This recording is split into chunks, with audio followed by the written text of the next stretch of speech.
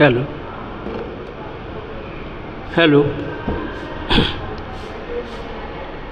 एक बार गायत्री मंत्र हमारे साथ साथ कमर सीधी करके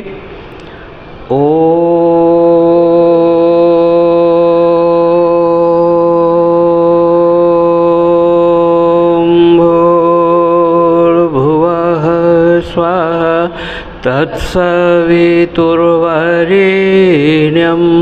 भर्गो देवस्य धीमहि धियो यो नः प्रचोदयात्।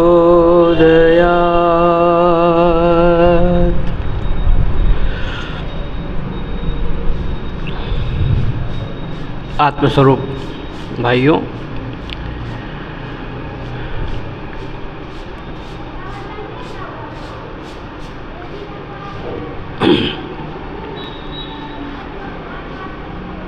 बहुत दिनों बाद फिर आपसे मिलने का मौका मिला है। कई दिनों में बाहर था, किसी कारण आपके बीच नहीं आ सकता था। आज मन किया कि यहाँ हूँ तो आऊँ। कुछ व्यस्तता ऐसी रही है कि मैं आपके बीच नहीं आ पाता, लेकिन फिर भी आपसे मिलने का मन किया तो आ गया।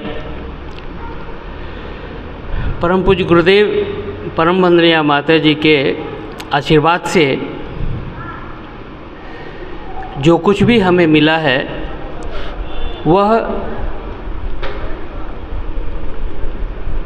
उसे हम स्वीकार करते हैं, चाहे वो दुख हो या सुख। कहा जाता है एक बार एक संत थे, उनको वो हर चीज़ पे प्रवचन करते थे, बहुत अच्छा बोलते थे। हर कोई उनकी बातों को सुनकर मंत्रमुग्ध हो जाया करता था।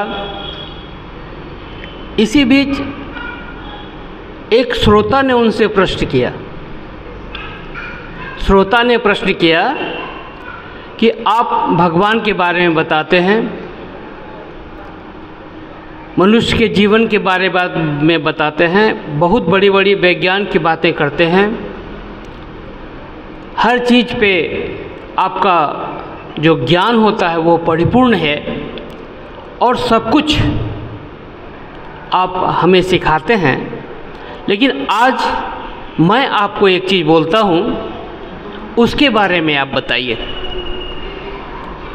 कहा जाता है ये प्रश्न किसी और से नहीं, कभी विवेकानंद से भी किया गया था कि आप सब कुछ के बारे में बताते हैं, शून्य पे आप इतना बोलते हैं, बहुत कुछ बोलते हैं। कभी आपने मनुष्य के जो सबसे नीचे रहता है उस पर ध्यान दिया है आपने? मनुष्य के सबसे नीचे क्या रहता है? पैरों के नीचे। मनुष्य के पैरों के नीचे में चप्पल या जूता रहता है, ठीक है? उसके बारे में कुछ बताइए। थोड़ा सोच में पड़े, फिर कहा कि चलो बताते हैं। आइए मैं आपको जूते के बारे में बताता हूँ। जूता जब नया नया होता है तो पहनने पर काटता है। वो जूता जब नया नया होता है तो पहनने पर पैरों को काट देता है, बहुत दुख देता है। लेकिन थोड़े दिनों बाद जब उसका अभ्यास हो जाता है तो वही जूता पैरों को आराम देता है। और जूते की कहानी यहीं ख़त्म नहीं होती है। जब और पुराना होता है जूता, जब समाज के लोगों के बीच में हम जाते हैं तो बहुत ऐसे लोग मिलते हैं जो उसके यार होते हैं, जूते के यार होते हैं, कि बिना जूते के वो नहीं सुनते।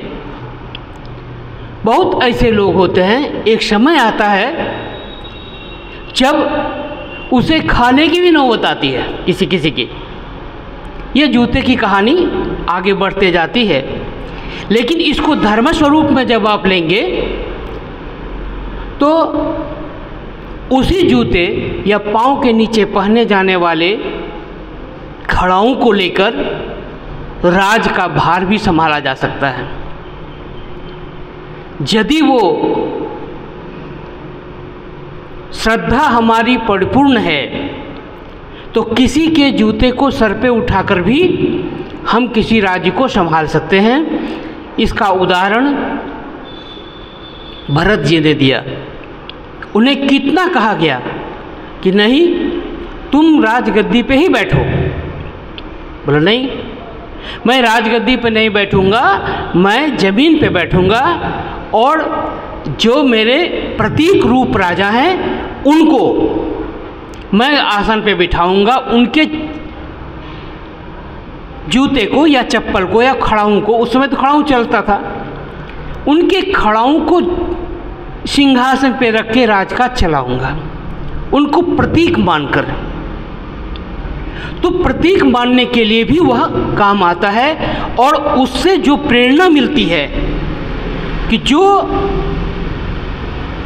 पैरों के नीचे भी रह सकता है और पैरों के ऊपर भी रहकर पूरे संसार को चलाने की क्षमता रखता है, लेकिन वही जब विधर्मियों के पास जाता है तो उसके सर पर वही जूता दुख देने का भी काम करता है, उससे उसे मार भी पड़ती है। ये है उस जूते की कहानी जो जमीन से उठकर सर तक पहुंचता है, लेकिन कभी कभी वो गले का हार भी बनता है उन लोगों के लिए जिनको समाज में सही रास्ता दिखाने के लिए ये दंड स्वरूप भी दिया जाता है।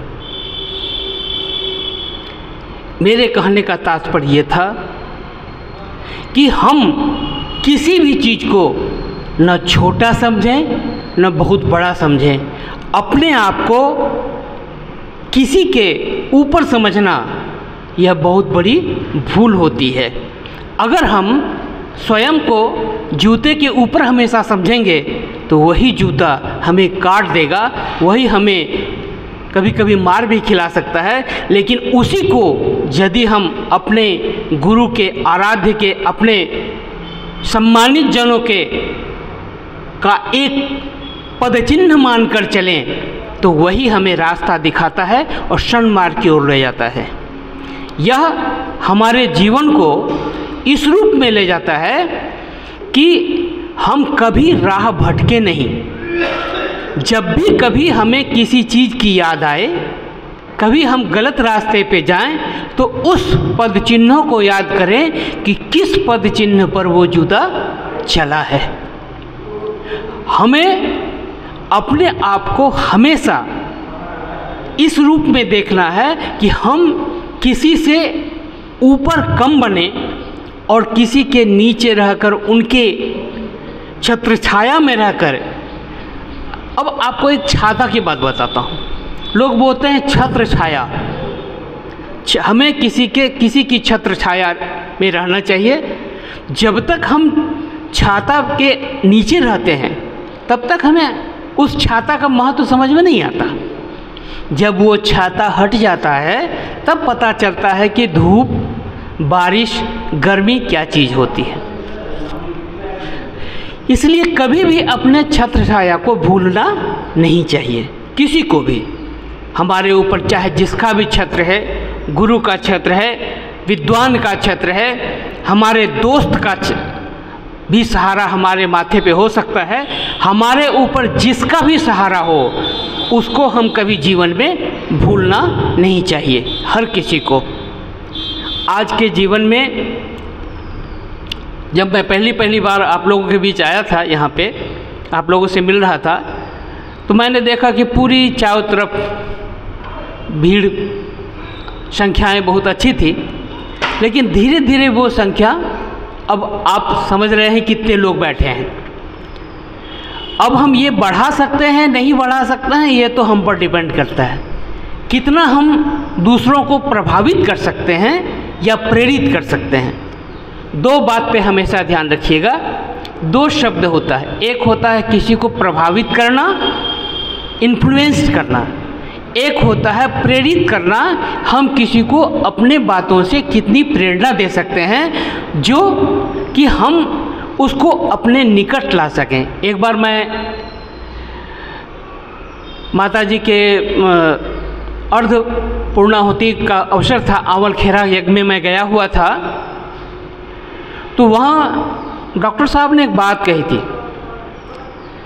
कि मुझे ज़रूरत नहीं है कि बहुत भीड़ हम जमा करवाएं, तुम अपने जैसा एक दोस्त बना के ला देना। जैसे तुम हो, पहले तो तुम कैसे हो ये अपना आकलन कर लेना, तुम क्या हो, कैसे हो, क्यों हो, और तुम अपने जैसा कम से कम एक व्यक्ति हमारे पास या अपने संसर्ग में या गुरु से जोड़ करके देखना।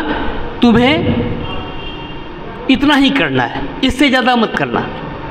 अधिक हो जाए तो कोई बात नहीं, अधिक तुम कर पाओ नहीं कर पाओ मैं नहीं जानता, लेकिन तुम अपने जैसा एक व्यक्ति, एक दोस्त, एक साथी, एक सहकर्मी, एक भाई अपने जैसा जरूर मेरे पास ले आना, ताकि हमारा जो कार्य है वो आगे बढ़ता रहे और कभी रुके ना। अब बोलने के लिए बहुत बातें हैं और सुनने के लिए आज मैं सोचा था कि आज मैं बोलूँगा नहीं, आज सुनना चाहता था मैं, कि आप लोगों से कुछ सुनना चाहता था कि आप लोगों ने इतने दिन यहाँ पे बिताया है, बहुत लोगों की बातें सुनी है, उनमें से कुछ बातें आपके दिमाग में आ गई होगी या घर कर गई होगी, उसको आपने अपने जीवन में किस तरह से उतारा और या नहीं उतारा, तो आगे संकल्प लेकर के उसको उतारना है, कैसे उतारना है, यह हमारे जीवन का एक सबक लेकर के जाना है।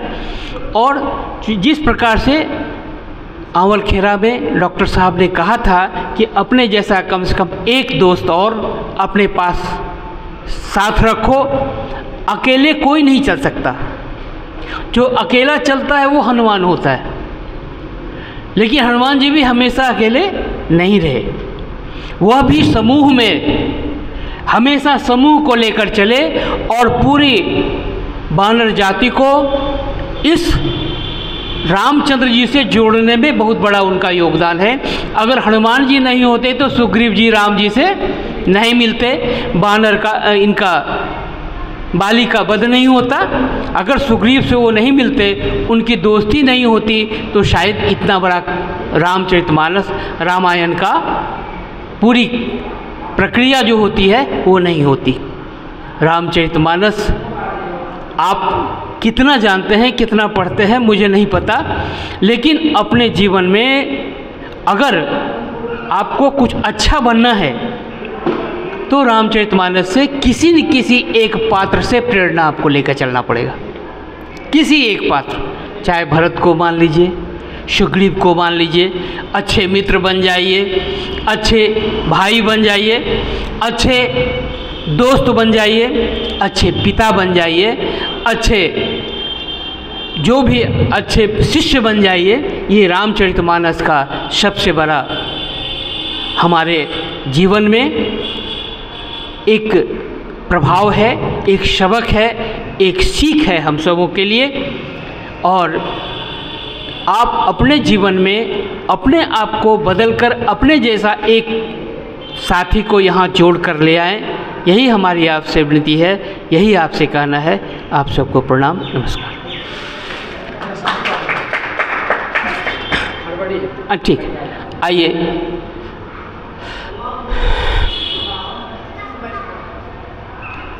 नौ बजकर 11 मिनट हो रहा है, हम शांति पाठ करवा देते हैं, लेकिन आइए एक कहानी आपको सुना देते हैं फिर। अच्छा ठीक, आइए शांति पाठ करते हैं। ओम द्यौ शांति अंतरिक्षग्वं शांतिः पृथिवी शांतिरापः शांतिरोषधयः शांति वनस्पतयः शांति विश्वे देवाः शांति ब्रह्म शांतिः सर्वगं शांति शांतिरेव शांतिः सामा शांतिरेधि। ओम शांति शांति शांति सर्वारिषु शांतिर्भवतु।